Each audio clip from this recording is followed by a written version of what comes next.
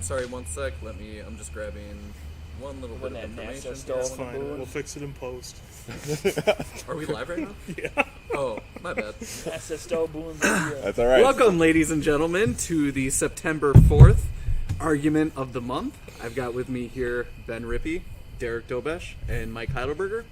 In the past, we've sort of had a more structured debate style with opening statements, argument in the middle, and then closing statements with voting at the beginning and end. Tonight, with three debaters, we're going to have a little more of a free-form style where everybody can just talk about the topic tonight, which is the American economy will not recover for a quarter century. So, what are we talking about? Obviously, COVID has happened recently, and that's had a very strange effect on our economy. And we're going to discuss that tonight and the ramifications. Tonight's broadcast is brought to you by the Hands Down device. Go ahead and check that out. Google Hands Down. That should get you there. No Touch LLC.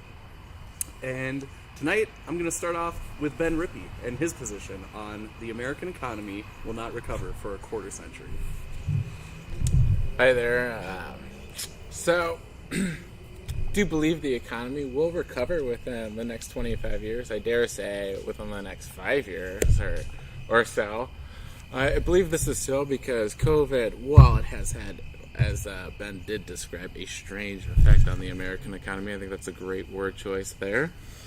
I do believe that a lot of this economic effect is very temporary. In terms of stock market, it's been doing surprisingly great.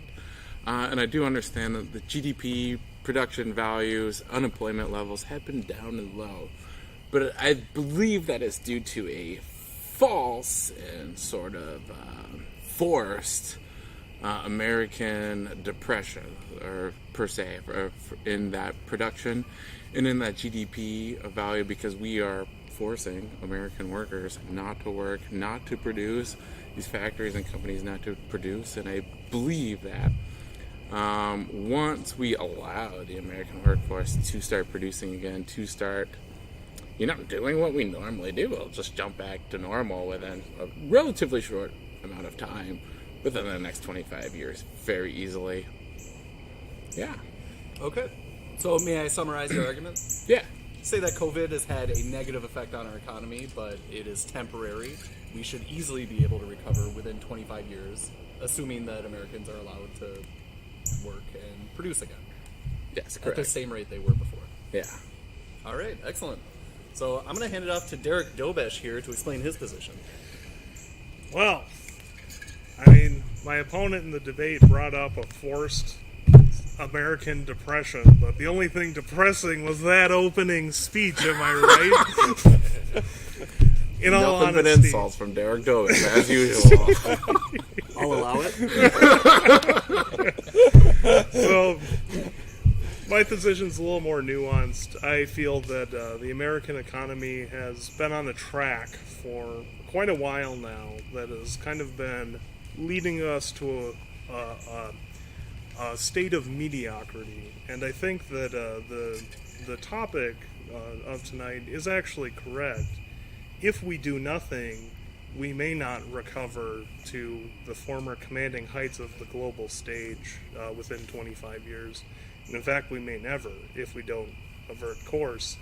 I think that we're on an economic precipice, and without any kind of major policy changes or restructuring of the economy, then we will have trouble. But I don't think that all hope is lost, and I think that we could turn it around pretty quick. All right. May I ask you one question about your opening statement before I try to summarize it? Please. You mentioned that we've been heading towards we've been heading towards mediocrity for a very long time. Yeah. Would you say that the current strange American economy has been happening before COVID, long before COVID? I would say that the COVID recession, if you want to call it that, is it was a black swan event in and of itself. So, but we would be sitting in a much better place have we not been on this long track of laziness, essentially. Okay. So in summary, you mentioned, I think, precipice is a great way to define your your argument. The American economy is on a precipice, and we need to shift course quickly to actually recover within that quarter century, 25 years. That's correct. All right. Thank you very much, Derek. And Mike Heidelberger, can you please summarize your position? Yes, I actually kind of continue on with what Derek was saying, is that I agree that we're heading towards mediocrity, if not worse. I feel like COVID's only accelerated our decline. It was already beginning, but COVID's just accelerated the problem that was there, and it's made it worse. It's kind of put one hand behind our back. But and the reasons why I believe this is because, like, everything that made America great, we've been losing little by little. It's been chipping away. Our big companies are there's no competition anymore. There's hardly. It's harder for the little dog to compete in the markets. Look at Amazon now. They were just testifying in Congress the other day about manipulating the market to basically undercut the little man trying to enter into sales space. And I think that we will not recover for the next 25 years. I think we will at some point, and I think our only saving grace is that robotics will be basically our savior. I think that's going to help our GDP. There's going to be some changes that will have to be made along the way, but I think we will do that because we have to adapt once robotics come. It's the inevitable that's eventually going to happen, but until then, we will not have a good economy like we did in 2018, meaning GDP, meaning employment. I'll start with that. Okay. So just to quickly summarize, you'd say that the effect that large corporations have had negatively affecting small businesses has been a big part of this economic downturn. And until we can get some technological advances or maybe some kind of legislation against these larger corporations to prop up small businesses, that will take at about 25 years, or at least 25 years, in your opinion? Yes. Long story short, I think antitrust is gone. I don't think that's long story short, I guess, to simplify that. But yeah. All right. Excellent. Thank you, gentlemen, for your opening statements. Those were all wonderful. Just a note for the audience. Yes, please. Big round of applause for our debaters. Big round of applause. Just a note for our audience here tonight. None of us are trained or professional economists. So, we're just having a chat. We're talking about this stuff and seeing some varying viewpoints on the future of the American economy. The topic tonight, again, is the American economy will not recover for a quarter century. So I just want to sort of open it up to the table and see if there were any bits that any three of you heard in your opponent's arguments that stood out to you. Anything you want to attack or perhaps commend? What kind of arguments are you guys formulating against your opponent's arguments? I would like to ask Ben, why do you think we will recover so quickly? Is that from just like past data, or like why do you think the U.S. economy will bounce back so quickly? Well, so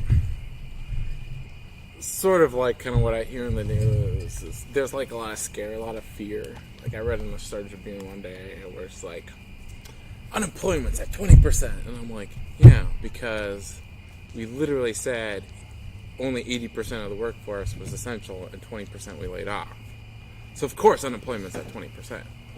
And it's like, well, as soon as we allow that 20% back, within a couple of years or whatever, that'll bounce back, and we allow those people to come back to work, and there'll be like a slight negative impact. Not going to lie about that, right? Because when you laid off 20% of the workforce, it's going to make a divot. But you allow them to come back to work, allow that productivity to come back, and everything will bounce back as soon as that happens. It's not some sort of other factors in play. Now, I will agree, I don't like our current pro-monopoly, what we're allowing with a lot of companies like Amazon and whatnot to take place. But I think our current economic state in terms of low unemployment rates and productivity has anything to do with that as of right now. I think that all has to do with, this COVID, government saying, no, you can't come back to work. We don't want you. Like, that's not allowed right now. And I think that's where we're seeing those low production values come from, not from other things. I'd like to kind of counter that. The reason why I don't believe it's going to bounce back the way you say is because I feel like before COVID, we were living in the golden age between big tech, electronic world, and brick and mortar. And I believe brick and mortar has been suffering year after year now since basically the internet started. Internet, like the electronic market, I'll call it, has gone up while brick and mortar's gone down. And we were living in the golden age where they're kind of living side by side, but now I think COVID's just accelerated, the e-market, and for many aspects of the e-market. I'm not just talking about, consumer goods. I'm talking about all aspects of it. But now we're going to see, and we already are seeing, like, all these brick and mortars closing their doors, and I think a lot of them aren't going to open back up ever again. That's my outlook on it. All right. Any response from Derek? Any thoughts on that? Yeah, I guess those the issues that Mike and Ben brought up are they're legitimate concerns. A part of my opinion is a little more long term and a little broader than just brick and mortar versus e-commerce or big business versus small business. Something that I stumbled upon was in reading about how great civilizations collapse. Was a saying just by the researcher. It is a bit of an oversimplification, but it was a somewhat interesting one that kind of is it's a part of the driving point behind how I feel, which is that the saying goes like this: hard times create strong men. Strong men create good times. Good times create weak men, and weak men create hard times. Is this cycle of struggle and overcoming obstacles. And I feel like the U.S. we've been living the good times for a very long time. And I feel like in many ways we've advanced, but culturally in some areas I feel like we've gotten sluggish, weak, and just uncompetitive globally. And that's kind of the crux at what I'm coming at. So that would be my thought on it. Did you gentlemen have any ideas? I want to follow up with Ben on this because it seems to be sort of the opposite of your viewpoint in the way I'm seeing it. And then from your argument, I heard that if we can get our production and our employment back up to the levels they were pre-COVID, we will still have a dominating economy and be well positioned on the planet. So what Derek, I think, is saying, what I'm hearing is that it slopes down from here. We are in the period of weak men in that scale, and weak men do not create good times. Weak men create bad times. So do you have any views on how civilizations fall? Do you think we're at the point of civilization falling, or do you think that we're all strong men here? In terms of whether we're strong or weak, I don't know about that. I definitely understand where Derek's coming from, where, we had the greatest generation around who survived and toughed out World War I, and then we had, the baby boomers who followed them, and we have these millennials coming up next, and it's like, what are we made of? It's it's hard to know what we're made of. You know, I don't really have necessarily an opinion on that. Like, what is America made of? I think I do believe that we will rise to the occasion, and I believe you know, with this COVID stuff, we will rise to that occasion, and that when we are allowed to come back to work, and those of us who are struggling, and there's many people who want to come back to work and work again, they will come back and they will you know, produce and return with that confidence, and that is I think what the American dream is there's people come here from all over the world still to this day, and I think that's where our strong men come from. It's from all over the world, all strong men and women, of course, all over the world, to come here to produce, to make a living, to live well. And you know, so much of the workforce that's laid off in the productivity is not necessarily like those weak people or those people who don't want to like do anything, but they are those strong people who are doing the hard labor, doing what needs to be done. And yeah, I mean, there's some brick and mortar stores like Mike was talking about, but it's like the restaurants. Yeah, of course those are brick and mortar, and those were the ones we closed down. And yes, we are rapidly expanding into e-commerce where people are, you know, ordering online. But I think once we open those doors to restaurants, we will not only have those e-commerce of people ordering online, but also those people producing. And I think it's just only ushering that faster, but I don't think that's negative. I think it's ushering that new wave faster and sort of rapidly increasing our economy for the better, if anything. There's parts of the events that what you were just saying. There's parts of that I agree with, but I think we're just kind of ignoring the fact like brick and mortar is going away. Like, brick and mortar is a huge part of the American economy. Like, we've got construction workers, you've got so many different chains, you've got, you know, auto parts stores, you've got everything. That's all going to go away. It's all going to be it's all going to be robotics. Everything's going to be robotics. It's all going to be online. I just don't see where the jobs are going to be, and I think as a society, as an American society, we're going to struggle with trying to find employment for people. That's why I think America is going to suffer until 25 years when policies change, where basically we're just going to get stipends because robots are going to be doing everything. It's like we were already heading towards that path, and this is the beginning. This is the beginning of it all. You're witnessing it now. Sounds like universal basic income has entered the chat. Yeah. So I think it's something that needs to be talked about. Is that part of your 25-year recovery? Do you think if in 25 years Americans can survive, and you know, it's hard to define how universal basic income works, especially when you're looking 25 years into the future.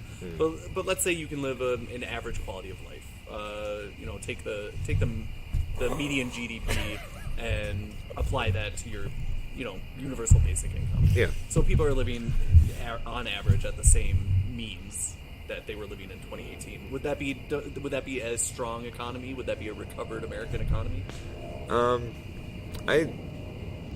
I don't know. That's a tough. I would say I'd have to say yes. As for the sake of this debate, I'd say yes. That when what's being produced, I guess GDP. I'm just gonna have to go with GDP. I think that it would be restored then. Yes.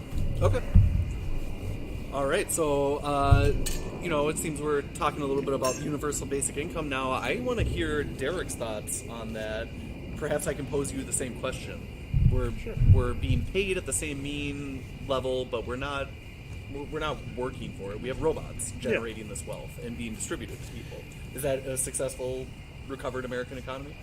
I don't know if I would call it that in and of itself successful or recovered.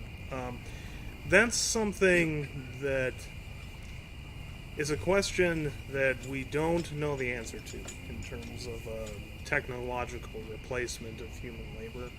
It's difficult to say what that might look like. There's certainly situations in which humans don't work anymore, like a Star Trek sort of situation, or aren't obligated to work and can live perfectly comfortable lives, and that may be a strong economy. But I think in a situation like that, we would also be completely flipping our idea of what an economy is on its head. We'd be entering a post-scarcity economy is the term for it, where it's, resources and time and labor are no longer scarce, and it kind of becomes almost meaningless to exchange money for goods and services. So I reserve any judgment on what that would look like, just because it would be so radically different from what we're currently familiar with. Okay. I think that's a great answer. Ben, I think you might have a harder time answering this if you're advocating for the recovery of the American economy sooner. But maybe just a few words on universal basic income and if that looks like a recovered economy to you. Well, I think talking about universal basic income is not what this debate is about. Like, it's just our debate is about whether or not the economy can recover in 25 years. And I understand Mike's point is like it'll only recover with universal basic income, but I'm not quite saying that, but yeah. I'll allow you to expand upon it, but it sounds like you're saying, economy won't ever recover, and we're ushering in a new age, and maybe someday we'll recover with a universal basic income behind it. And I would just say, like, my point is it will recover, and whether or not we have universal basic income or some sort of form or whatever in the future, I don't even want to go there yet, because I think that is just another debate for another time about a whole nother, American economy, very hypothetical. I'd rather us bring it back to, what the economy is now and how it will, or whether or not it will recover. I guess that is the debate now, is will we see the economy that we had before? And I would argue we won't. We won't basically ever see it again. That's I guess, my argument going forward. I think your answer makes a lot of sense, Ben, given your stance on the economy's recovery. Universal basic income doesn't need to factor into that. However, to Mike's argument, and to a lesser point Derek's, I think, these are possibilities that... I'm not denying that I'm not saying they will or will not happen, but, in terms of, like, what's happening now in the world and whatnot, it may or may not happen, universal basic income. I think the real question is, whether it will or will not, right? And Mike's saying, like, it won't, and we will have universal basic income. My point is, like, okay, well, I think it will. Maybe at some point we will or will not have universal basic income. But it's not relevant to your It's argument. not relevant, Okay. yeah. Gotcha. I don't think it's a relevant point as of right now. Mike does. I understand why he thinks so. But Yeah. I'd love to talk just about had to universal basic income in a future debate. Don't get me wrong. Yeah. I would love to go down that tangent. Well, then let's go down it tonight. I'm not prepared to go down it tonight. I'll say that. Like, I think that's fair. We have to chase that rabbit hole tonight. It does sound like a fun. It does sound like a fun debate, though. I thought that was an interesting point that you brought up, and I think it does have some relevancy to whether or not, like, you very likely could believe maybe it won't recover unless universal basic income exists. So I thank you for clarifying all three of you. Yeah. I had a thought for just a question for the group. So there's a lot of different ways that we could judge an economy in a vacuum. But another perspective to evaluate the American economy through would be how strong it is in relation to the economies of other nations.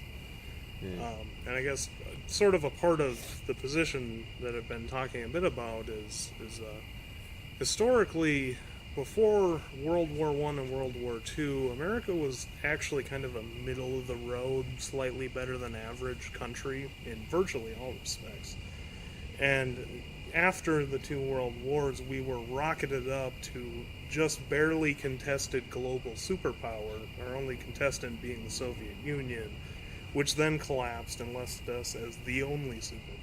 You know, the whole phrase, there are no enemies left, you know, kind of sprang from the collapse of the Soviet Union. But that doesn't seem to be the case anymore.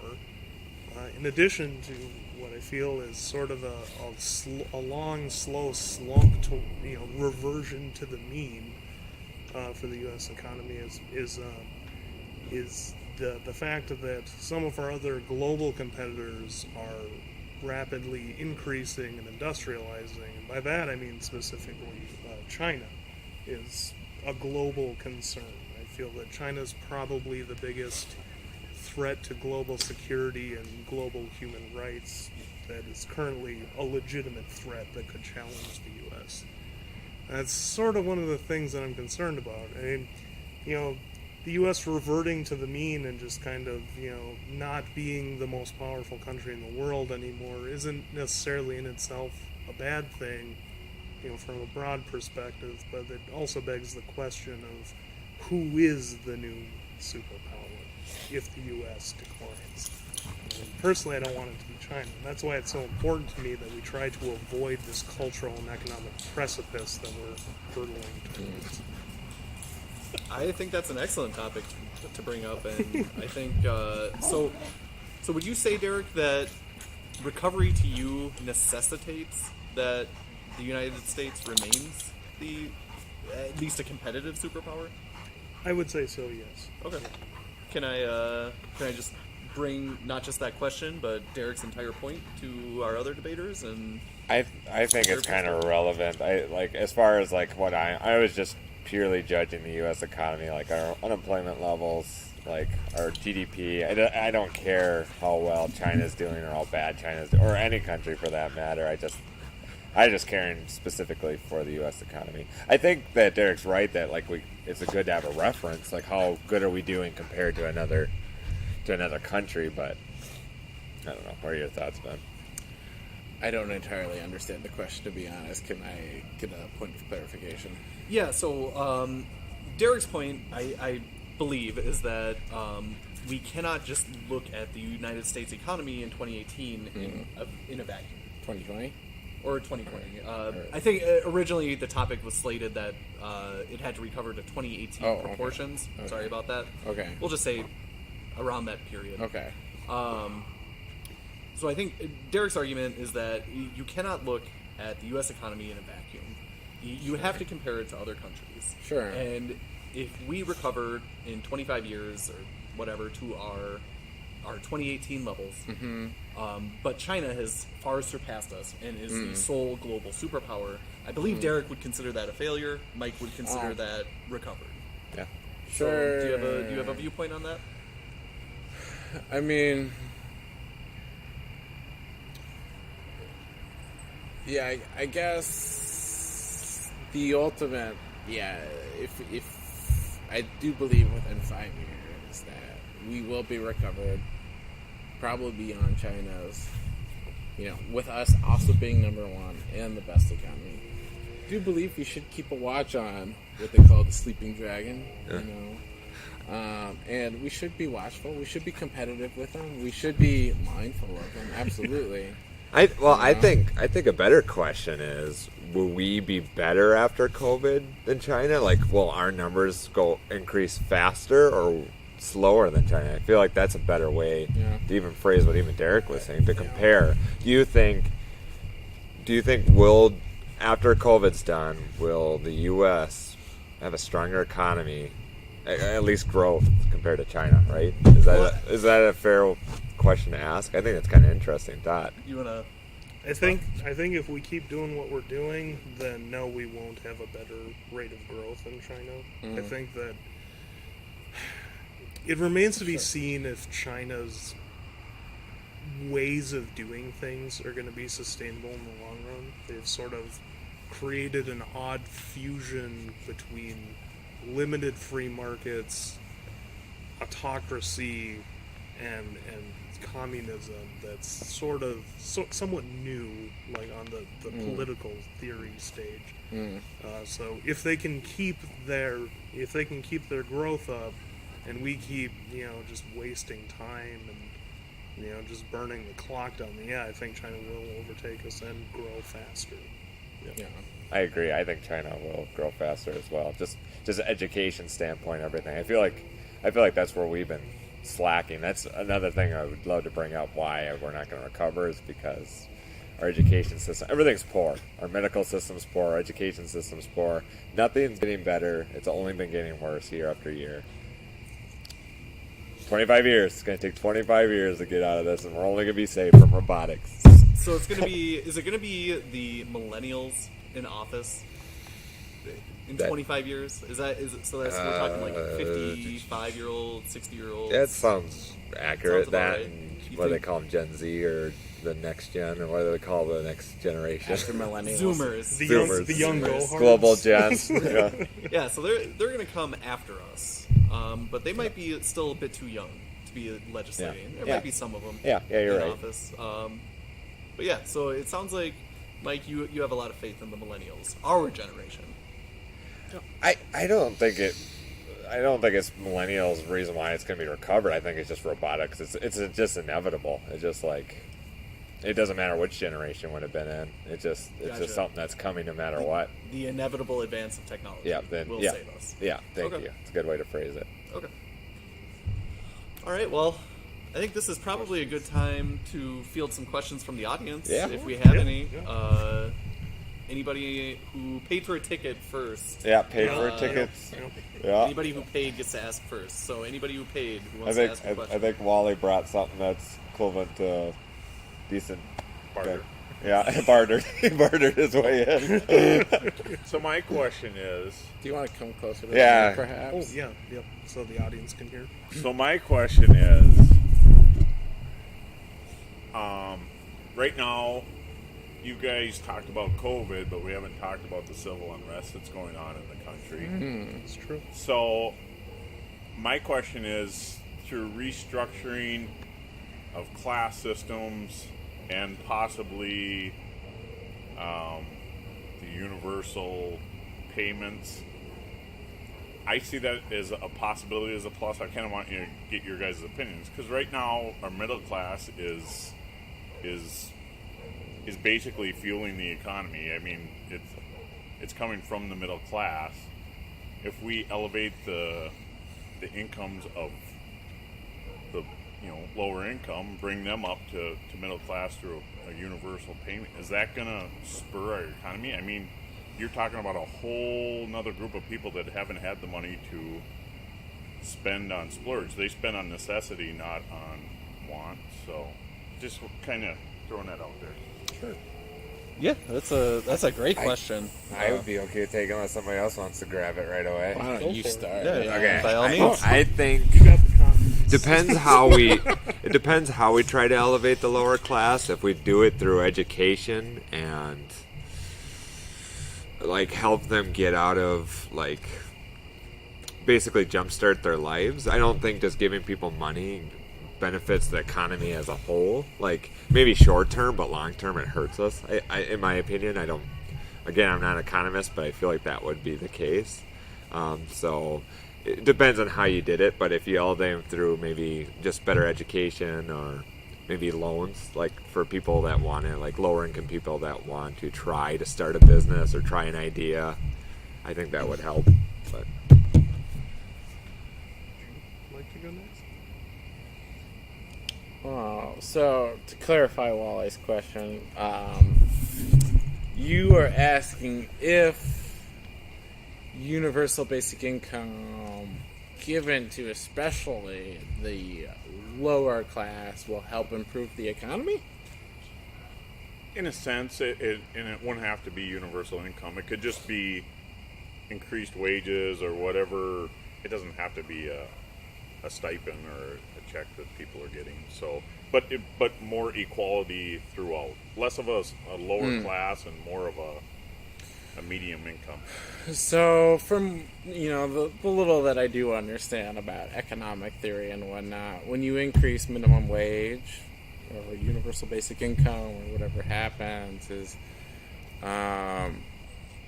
that there is a short-term gain in sort of the economy, but then kind of what ends up happening is you have like a new low, and so when you increase minimum wage or whatever it is, education, universal basic income, you'll have a new low, and that just basically becomes what the new poverty is. I don't think it has much of an impact overall. I think you just kind of change where that bar is. I think if you want to make real economic change, you have to find ways to increase production, and increase more or less. We'll just say production and increase what's happening. And I think that's where you make true gains. And so that's where I would try to push things for is, okay, well, I'm all about automation things. Let's automate things. Sure, let's make more production. So that way there's less likely to be, starvation, because we're so good at making food that it's just so easy because our production levels are so high that it's just so cheap to get food. More or less. That's what I would push for is productivity.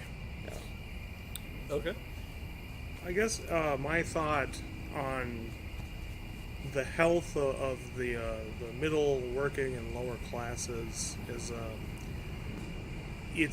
I view it as, I have a different view than a lot of people. A lot of people view the situation of the common man as something that is necessary for the strong economy, but I actually view it as a symptom of a strong economy. It's a result of having a strong economy. I don't think that in terms of a universal basic income or presumably some kind of government initiative to raise wages, I don't think those things will help. I think they would increase the size of the numbers in people's bank accounts, but that money will buy less. So I don't view it as a solution. I think it would just essentially cause inflation and I think it would pacify people pushing for that, but I don't think it would actually improve their situation in life. I more or less agree with that as well. Excellent. Thank you very much, Wally. That was an excellent question. I've got something. All right. Come on up. Young man in the audience. Second highest paying audience member. Here we go. I say that as a fine looking Hawaiian t-shirt. Yeah. Don't ask me any tough questions. So thanks for saying that we're losing our brick and mortar businesses, but I feel like there's more opportunity for smaller businesses to grow through internet sales and stuff, which they hit a much larger variety, diverse amount of people to sell their things to. So, in my opinion, there's going to be more brick and mortar as online sales increases. Like anyone can sell stuff through Amazon. So that's kind of just a thought that I want to bring up. Yeah. Okay. So, let's talk a little bit more about e-commerce versus brick and mortar. I think, Mike, I think you brought up previously that the brick and mortars are going away and they're closing and getting replaced by e-commerce. I think Seth's argument is that e-commerce, or his point was that e-commerce isn't a bad thing for brick and mortar or the economy in general. It's not necessarily a zero-sum game. They can both go up at the same time. Do you have a response to that? I would say the fact that, even before COVID, if you just look at the numbers, I mean, they've been struggling. The world's biggest mall, America's biggest mall, has been struggling year after year now, for the last, since the last recession, basically. Is that the Mall of America? Mall of America, thank you. Shout out to Minnesota. Yeah. Where that? Is that by Chicago? Yeah. And so, to me, Almost if we would have seen where they've been working together, we would have been seeing that, but we haven't. It's just been decline year after year. And I think I think government's gonna have to figure out, because there's taxation differences and everything, and your costs for brick and mortar is a lot more than e-commerce, and that's something that the government's gonna have to address, or the economy, like they'll have to self-fix itself or something. I don't know. Yeah, I guess I don't know where I'm going with this, but I will say the brick and mortar stores that are moving to e-commerce and brick and mortar both are the ones that are sticking around. Like Macy's, they went to e-commerce. They're embracing that. Target, they're embracing it. Walmart, they're embracing it. Yeah. And it's those Kohl's, they're embracing it. But it's those stores that aren't. They're failing. And I would agree with what you're saying is you have to embrace that online presence. You do have to embrace that as well. Like my bank, I bank through Spire, and like I wouldn't have them if they did not have any sort of online presence. Especially when I moved away to Wisconsin, when I moved away to Ohio, like I kept them because I actually could still bank online through them. They're still a brick and mortar store. They still have a brick and mortar presence. Many people love that. And I think COVID did increase that presence of encouraging people to shop online. Amazon sales shot through the roof, right? Because people really accelerated through that. And yeah, we might see a decline in people working at Macy's stores as a result. But those sales and production are still there through Macy's. And they'll have to start moving their sales approach, their retail store, to a more online and friendly environment, just like how we saw restaurants moving to embrace that e-commerce. Like, order online, we'll just ship it out to you. We still need waiters and waitresses to deliver that food to their cars. I think you see this like happy fuzzy world where you just gotta embrace it. It'll be okay. It's not happening. It's not happening. Like the numbers are showing that it's not. I for one welcome happening. our robot over there. Yeah, I'm just saying. Like I don't know if you guys know this, but the Mall of America is 3 months behind on its like mortgage payments. Sure. We might lose the Mall of America. Sure. I don't give a fuck about the Mall of America. Yeah. I'm just saying that's America's biggest. It's America's mall. I mean, it is America's biggest mall. Sure. Like it's kind of like the symbol of like the American like brick and mortar. It really is. American brick and mortar. I get that, but we're talking about restaurants. We're talking about like Macy's. Yeah. Like whether the Mall of America lives or not. Yeah. Like Macy's is going to stick around because they stuck with their online model. And they will still need to be what do you mean human. They will still need to be human people, like putting those bags and just like how Amazon, they have robots. Macy's will have robots, but we'll still need like human interaction with all of that. We're just like transitioning naturally. COVID's just making us transition from now using humans, retail style and in-person style, to using it. Yeah. Human style with the internet. I agree. And I don't think that will have a negative impact on the economy. I think we're just going to change the way the economy looks. I'd like to go to Derek here and see if Derek has any response. Little boy, what was your question again? I think Seth had more of a point, right? It was less of a question. I just think that brick and mortar is going to shift towards e-commerce. Oh, and like small businesses. I agree. I think everything's switching to e-commerce. I don't necessarily think that's going to damage our economy. Yeah, that was my point too. Yeah. Those humans are still going to be involved. It's just going to be more internet-wise. I'm saying more robotics is going to be involved, and it's happening. Sure. That's why we have the worst unemployment we've pretty much ever had since World War II, and we're going to recover some of it, but we're not going to recover all of it. Well, right now we don't have poor unemployment because robots are taking human jobs. It's because the government told people that they cannot work. That's why we have poor unemployment. To answer your question, young man, I would tend to agree with what you and what Ben said, which is that shifting more to online and digital isn't inherently a bad thing. I think there's obviously a blend. There's a need for brick and mortar stores, but I think much in the same way that people could have worked from home for over a decade now and are just now actually starting to. A lot of businesses that just didn't really need to be brick and mortar are going to shift to e-commerce, and I don't think it's going to be a dramatically negative effect. So I have a friend who, they used to work in an office over at Comcast, and Mike knows this friend.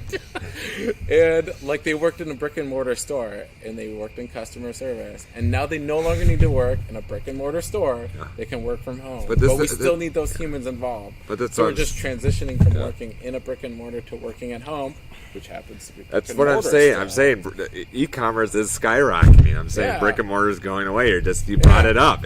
We're going to have. I don't think that's decreasing American unemployment, though.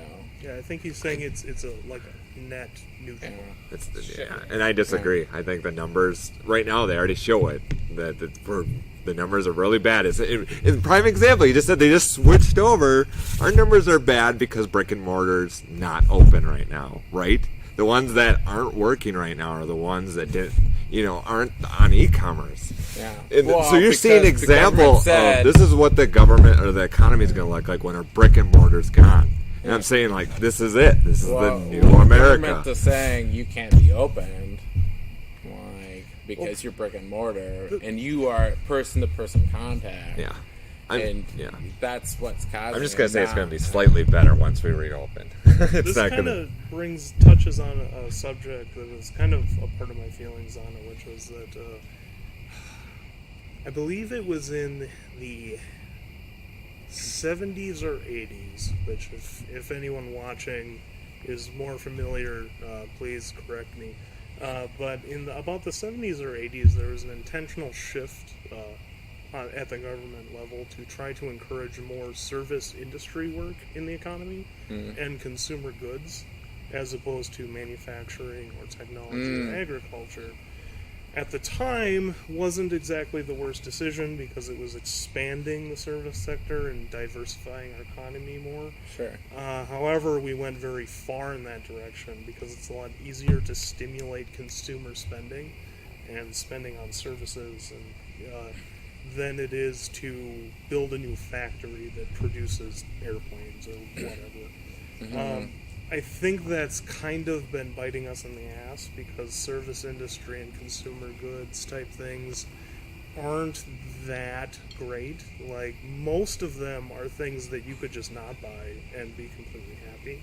Yeah. And that's I think that's kind of what we're talking about. There's a lot of people out of work, but they're out of work from sectors that are in the service industry. In the service industry, in a restaurant, and it's kind of a weakness of this decision that was made decades ago to try to shift more people into that line of work. I think it's another example of the path we're on biting us in the ass after 50 years or so.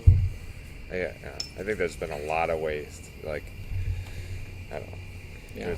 But it was good. It's short-term good. It was short-term good, and now we're feeling the effects of all that waste of having.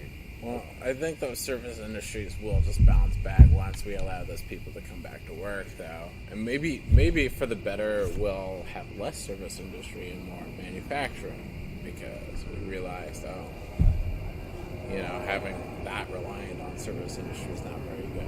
And I think it will definitely take less than 25 years for that to bounce back because it took far less than 25 years for, the Great Recession to bounce back within 25 years. Yeah, our numbers are far worse than the Great Recession.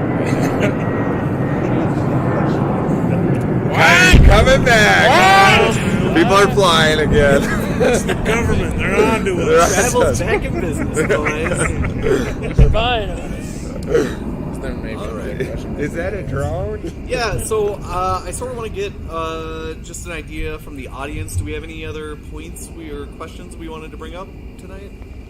I got one. Okay. So, with the way our...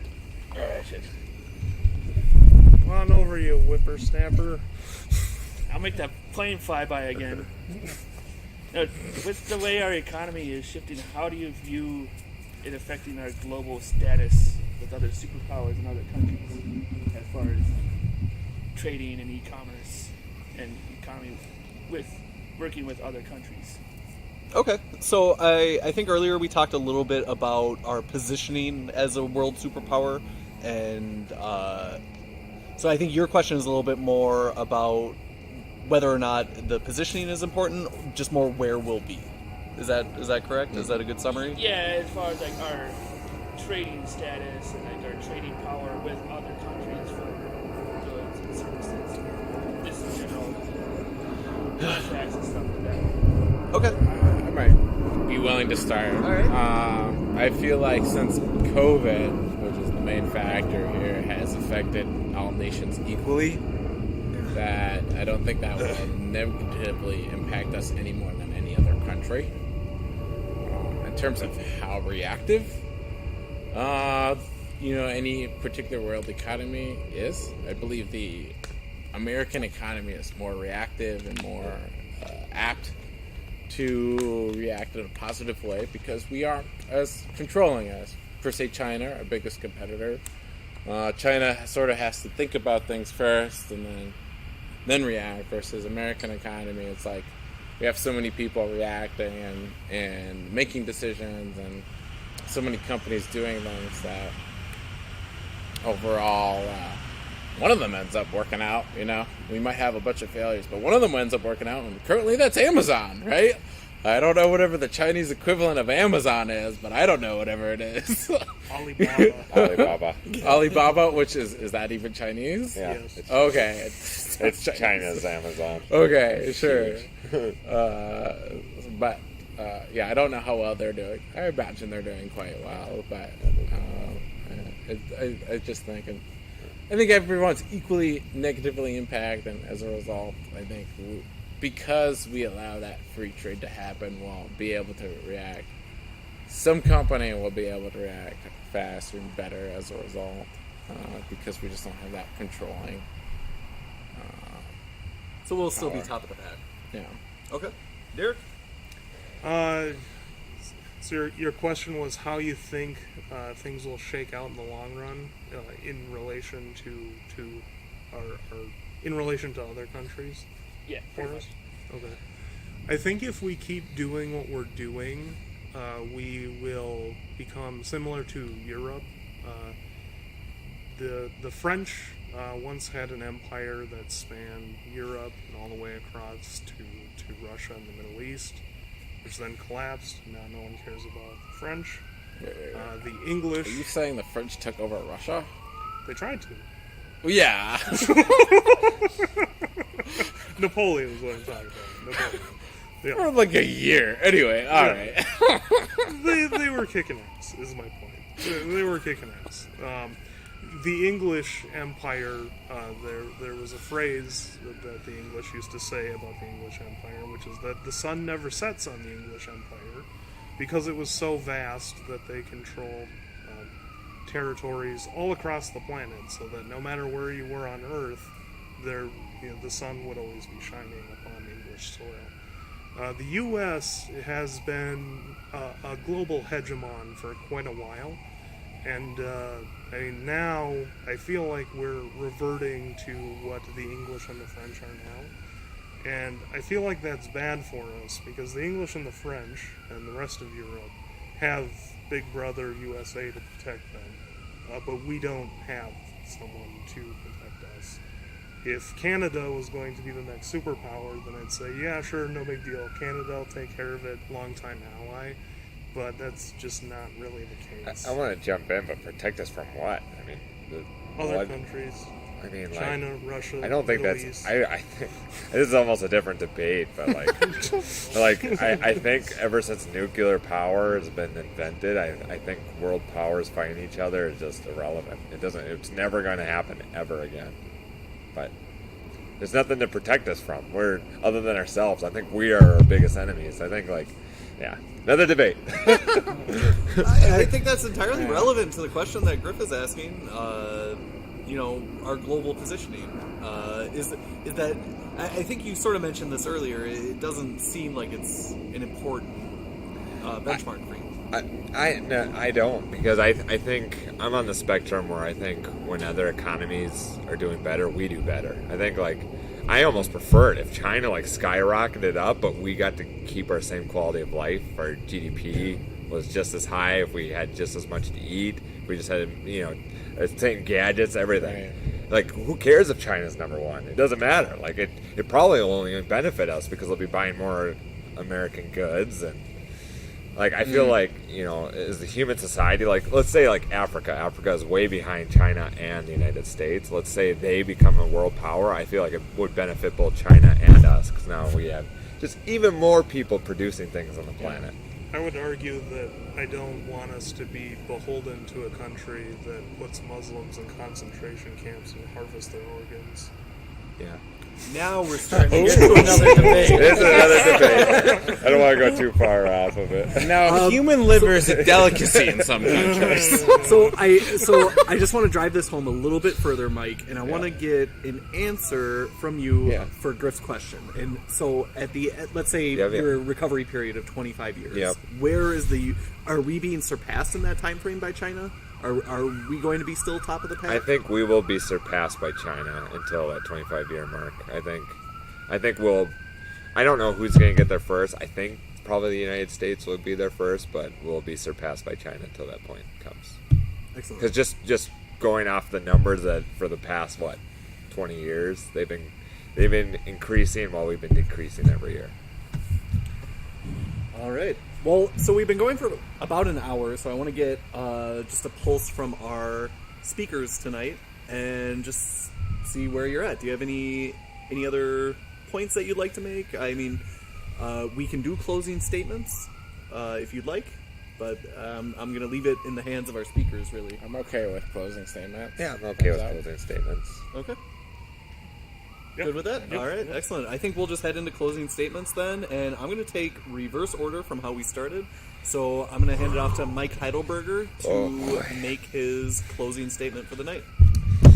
Thanks for listening, everyone. Appreciate everyone being here. I just want to say that we had it good. We're going to have it good still. But the world that we had in 2018 we'll never see again. And until robotics is here, and it's gonna be we'll just never see it again. We'll never see that world again. And the golden age between e-commerce and brick and mortar living together is gone. And I've got hope for the future. I will say that I still think America will produce great things. Dang planes! We can take a short commercial break. Let's commercial break. This commercial is brought to you by Delta Airlines. Fly today. Go wherever you want in the world. North Dakota, South Dakota, Wisconsin, wherever your company will allow you to go. Within COVID-allowed rules. Fly today. Delta Airlines will get you where you want to go, no matter who we inconvenience. I'd like to just throw one more shout out too for the Hands Down device. You can find it at notouchllc.com. Tonight's broadcast was brought to you by Hands Down, and we love them. You've noticed today that I've never touched my face once. Boone will probably notice this, whether I have or have not. But that is all due to his device, whether it has succeeded or failed. It's because of Boone's Hands Down device. Bye today. All right, so I'm going to give it back to Mike here to finish up his closing statement. Sorry for the interruption. No, that's fine. Long story short, the golden age, e-commerce, and brick and mortar, it's gone. So many things factor into it. We've most debt we've ever had since World War II. Everything it's going to be rough. I think we're set to go with it. That's all I gotta say. There's another airplane. That one's quiet. I'll just hand it out. Thank you so much, Mike. Thank you for that beautiful closing statement. And for speaking tonight. Can I get from the audience? Distracting. Can I get from the audience a round of applause? Thank you. Thanks, Delta. It takes a lot of guts to get up here and talk about economics for an hour, so really props to you, Mike. Hey, props to you, Ben. As always, great moderator. Please don't. Please Yes, don't. no, Mike but and him seriously. No, it's who you belong. That's another debate. All right, so I'm going to give it to Derek now to make his closing statement. Sure. What? So, to summarize my point.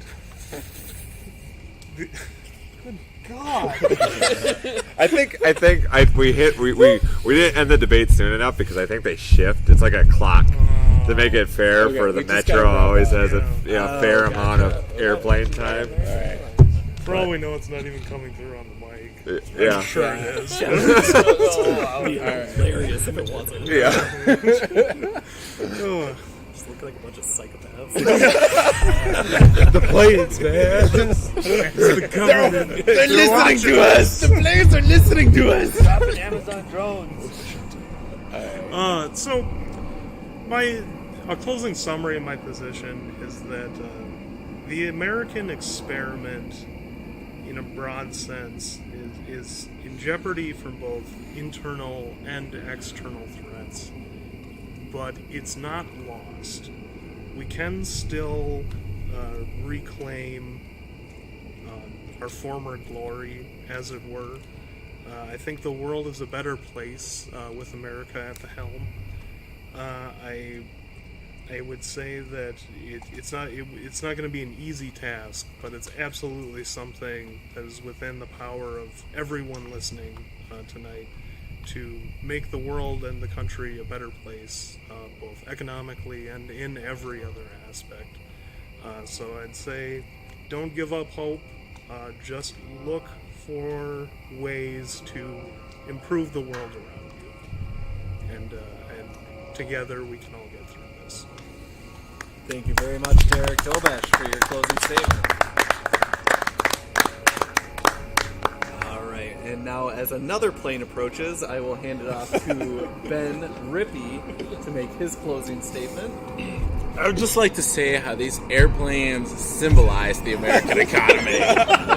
That their persistence, right, shows the persistence of the American man and woman, in today, and how we have heard them loud and clear. They want to get back to work. They want to fly. They want to make the American dream come true. And that, really, when we lay off 20% of the workforce and say you can't come to work, of course our production's going to be down. Of course our unemployment's going to be down. But as soon as we allow those people to come back, and as soon as, they start producing, it'll be great again. And we'll see those levels go back to the way they were. And I think, in fact, they'll probably even be better because we're now expanding into new areas. And I get how some people are worried, it's changing, but it's changing for the better, and that we actually are now open to exploring new areas and open to realizing new possibilities. I was just talking to somebody who I was touring at one of my apartments, and they're a music teacher. And they were like, yeah, I used to be so against teaching, my music classes online. And they're like, I could totally do this online. And it opened a whole new world for them and opened new levels of productivity that they never even realized. And I think that's what will happen with the American economy as soon as we start allowing ourselves to be open back up to work again. And allowing those productivities to be back, they will not only bounce back, but they'll be better than before. All right, thank you, Ben Rippey. Round of applause, please. Thank you very much. All right, I think that wraps up what we have for tonight. I hope everybody enjoyed the show. I don't believe we have a voting mechanism in place tonight, but look forward to that in future broadcasts. We'll be voting on who made the best argument. I hope everybody enjoyed themselves and the airplanes. And have a great night. Thank you. Thank you, Techie. I just want to give a Vote shout third out. party 2020. Shout out to our technician. Yeah, Brandon Heidelberger. I hope it was still recording. Shout out to Brandon Heidelberger. Thank you. Just in the opportune moment. Yeah. Thank you. Oh, cigarette. Somebody, cigarette me. Pee. Well done, guys. I like it. Thanks for watching, guys. Hopefully it was entertaining. I think that was all off the cuff for all of us, too. Yeah, that was great. Oh my God. Yeah, that was shooting from the hip. I think I prefer this format more, going forward, less of The less structure? the less structure. That was just like pretty an open smooth. debate. I'd still like to get voting back in. Yeah, for Yeah. sure. At the end there, I was like, oh shit, I really wish we did have a voting mechanism Yeah. in place now. I feel like the audience asking questions.